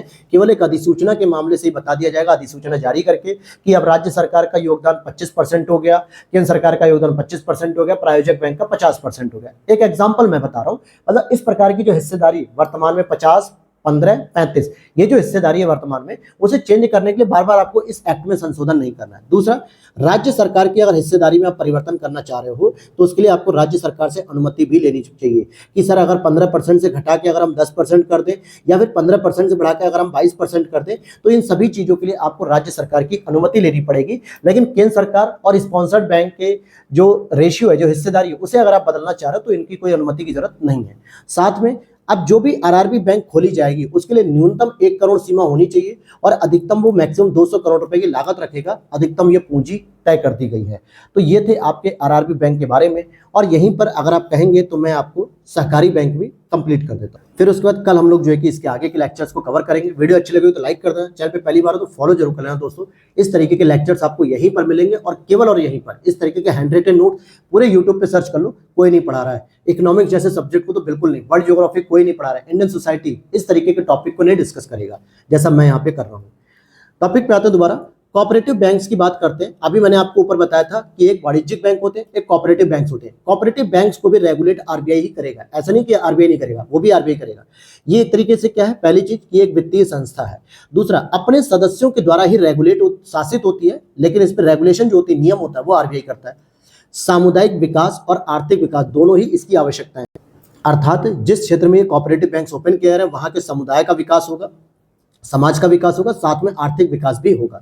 और इसका उद्देश्य कृषि एवं ग्रामीण विकास में साख सुविधाएं, साख सुविधा का मतलब होता है फाइनेंस की व्यवस्था करना, यानी लोन की व्यवस्था करना, और वित्तीय समावेशन एवं अप्रत्यक्षता ग्रामीण विकास भी किया जाएगा। अब यहाँ पे दो बैंकों के बारे में आप पढ़ रहे थे अभी, तो इसको डिटेल से समझ लेते हैं कि सहकारी बैंक क्या होती है, वाणिज्यिक बैंक क्या होते हैं। सहकारी बैंक का जो मुख्य उद्देश्य होता है, ये कृषि और ग्रामीण स्तर का विकास करना, यानी कि एग्रीकल्चर और रूरल डेवलपमेंट को सही करना, इसमें सुधार करना। इसकी स्थापना के लिए राज्य सहकारी समिति अधिनियम के अनुसार ही किया जाएगा, राज्य सहकारी समिति अधिनियम के अनुसार। और इसके लिए किसी भी नए सहकारी बैंक को ओपन करने के लिए जो रजिस्ट्रेशन कराना होगा वो आरसीएस के पास कराना पड़ेगा, रजिस्ट्रार ऑफ कोऑपरेटिव सोसाइटी के पास आपको रजिस्ट्रेशन कराना पड़ेगा। लेकिन इसका नियमन जो है कि राज्य सरकार तो करेगी और साथ में आंशिक रूप से इसको नियमित आरबीआई भी करेगी। कहने का मतलब हो गया कि आरबीआई भी इसे रेगुलेट करेगा और राज्य सरकार भी रेगुलेट करेगी, लेकिन राज्य सरकार एक राज्य तक ही सीमित है, जिस राज्य में जैसे लिखा होता है उत्तर प्रदेश कोऑपरेटिव बैंक या उत्तर प्रदेश सहकारी बैंक, तो इसका मतलब हो गया कि उत्तर प्रदेश के नाम से जो सहकारी बैंक चल रहा है वो अपना नियम केवल उत्तर प्रदेश में लगा सकती है, वो बिहार या अरुणाचल प्रदेश या एमपी वगैरह कहीं नहीं लगा सकती। वहां का अपना एक राज्य सरकारी बैंक होगा, राज्य सहकारी बैंक। ठीक है, तो यहां पर आपने देखा कि जब भी आपको कोऑपरेटिव बैंक्स ओपन करने हैं तो ये आरसीएस के पास आपको रजिस्ट्रेशन कराना पड़ेगा, रजिस्ट्रार ऑफ कोऑपरेटिव सोसाइटीज के पास, और आरबीआई इसे रेगुलेट करेगी, साथ में राज्य सरकार भी। लेकिन वहीं वाणिज्यिक बैंक की बात करें तो इसका उद्देश्य क्या है, लाभ कमाना, और ये पूरे देश में शाखाएं खोल सकते हैं, भारत के किसी भी कोने में जाके। इनके ऊपर वो राज्य आधारित सीमाएं नहीं है, और ये क्या कर सकते हैं, ये आरबीआई से परमिशन लेंगे, लाइसेंस लेंगे। और इसकी स्थापना कंपनी एक्ट के तहत होती है, कंपनी अधिनियम 2013 के रूप में। इसको बैंकिंग कंपनी के रूप में एस्टैब्लिश किया जा रहा है, ये कोई सोसाइटी के रूप में एस्टैब्लिश नहीं हो रहा है। और इसलिए इसका जो पंजीकरण होगा वो रजिस्ट्रार ऑफ कंपनी के पास होगा, यानी आरओसी के पास, आरसीएस के पास नहीं, क्योंकि आरसीएस तो कोऑपरेटिव सोसाइटी है, लेकिन बैंक क्या है, कंपनी मानी जाती है, इसलिए ये रजिस्ट्रार ऑफ कंपनी के पास इसका वो होता है रजिस्ट्रेशन। और इनका रेगुलेशन कंप्लीटली आरबीआई करती है, कोई राज्य सरकार नहीं करती। कि किसी राज्य में मान लो पीएनबी की बैंक है, किसी राज्य में बैंक ऑफ बड़ौदा है, किसी राज्य में कुछ है, तो वहां पे कंप्लीटली जो है कि राज्य नहीं बल्कि आरबीआई रेगुलेट करता है, और जिसके लिए बैंकिंग नियमन 1949 का रेगुलेशन एक्ट फॉलो किया जाता है। तो ये आज की क्लास आपको उम्मीद करता हूँ बहुत अच्छी लगी होगी। कल हम लोग सहकारी बैंक के बारे में पढ़ेंगे, और यहीं पे आपको मैं जिले स्तर पे जो सबसे ग्रामीण स्तर पे जो सबसे निचली बैंक मानी जाती है, पैक अगर आपसे सुना होगा, प्राइमरी एग्रीकल्चर क्रेडिट कमेटी जो होती है, ये कई बार इससे प्रश्न आते हैं। ये भी चीजें मैं कल डिस्कस करूंगा, नाबार्ड के बारे में डिस्कस करूंगा, पेमेंट बैंक के बारे में डिस्कस करूंगा, और इस तरीके से एनबीएफसी, स्मॉल बैंक, ये सारी चीजों को हम लोग कल की क्लास में डिस्कस करेंगे। तो वीडियो अच्छी लगी हो तो लाइक कर देना, चैनल पे पहली बार हो तो फॉलो कर लेना। मिलते हैं नेक्स्ट वीडियो में। Thanks for watching.